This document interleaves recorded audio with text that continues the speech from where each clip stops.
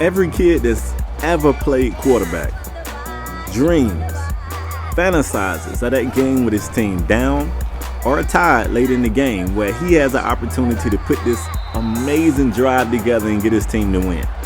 Now, we've seen Josh do this in high school. This is a completely different ball game. So the footage you're watching right here, this is a home game.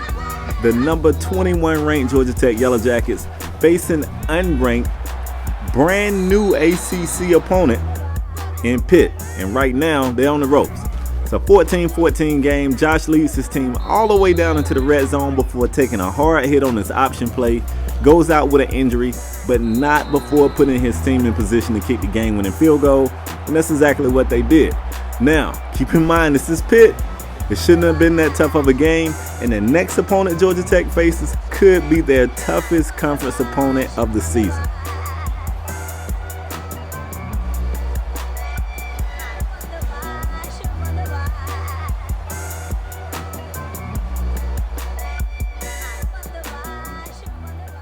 All right, what's going on, folks? It's Kspadetheprospect, the big blue Chevy driver, the guy sometimes referred to as the YouTube MVP. And ladies and gentlemen, I am back today with another NCAA Football 14.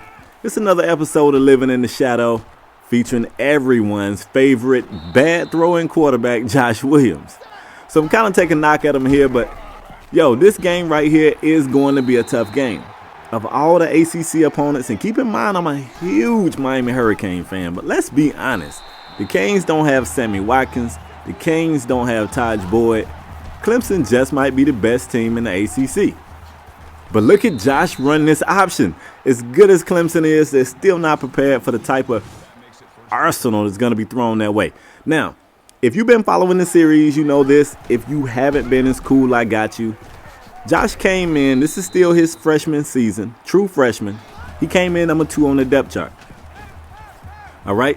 Georgia Tech was playing, I think, like an FCS school, and they got up really big. Josh got some play time in the fourth quarter, looked really good, kind of became the fan favorite.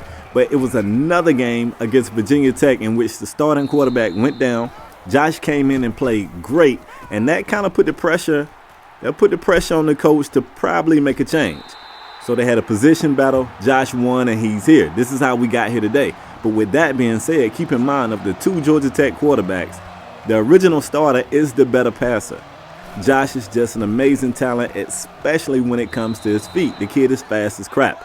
So when you see Josh, think of somebody like Devin Hester. And I think I've said this before, but when Devin was at Miami tried him out at defensive back, at wide receiver, and running back, and he wasn't exceptional at either. He was just too great a talent to not have on the field. So with that being said, look at Josh and the Yellow Jackets attacking again, back in this red zone with a 3-0 lead. You're going to see a smart pitch from Josh right here. And the crazy thing is, I don't know what happened. I guess he got hurt later in that drive, but he comes out, and it's a 10-0 game by the time we see Josh again. The injuries are kind of, I know I got to remember, it's my job. I got to go in there and change it. But as it is right now, oh, look at Josh get smashed on that play. And he got hurt on that play. But as it's set right now, injuries, they come a little too frequently for me. So Josh, who was 3 of 3 up until that point, just barely avoids throwing the INT. And the team is in range for a field goal again. And as you can see, they cannot make it. So it's a 10-0 game with a few seconds left before the half. It's pretty safe to say it's going to be a 10-0 game at the half unless something miraculous happens. You see Josh running that option, absorbing the hit, pitching it out to the running back, but that's not too amazing. So one last heave-ho at the end zone to end the first half. Luckily, it's just batted down and not an INT. Not a bad game for Georgia Tech. 10-0 at the half. They're not out, they're not in the clear yet. They're not out of the rain. So in the third quarter, you see it's a 10-7 game. Josh going back to that option. A spinaroo, dipsy-doo, bouncing to the outside.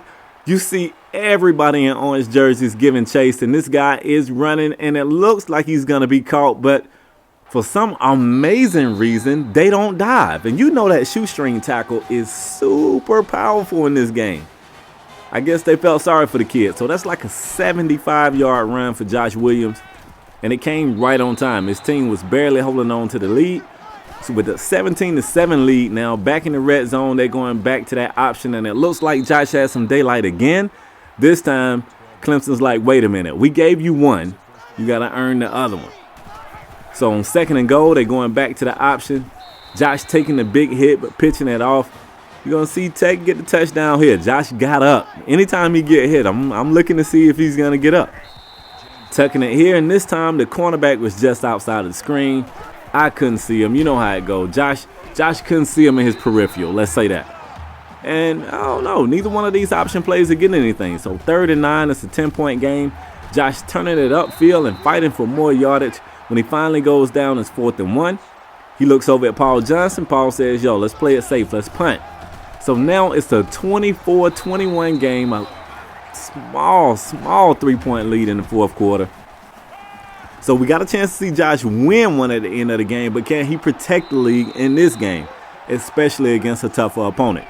So that was a great pass over the middle of the field. Big gain there.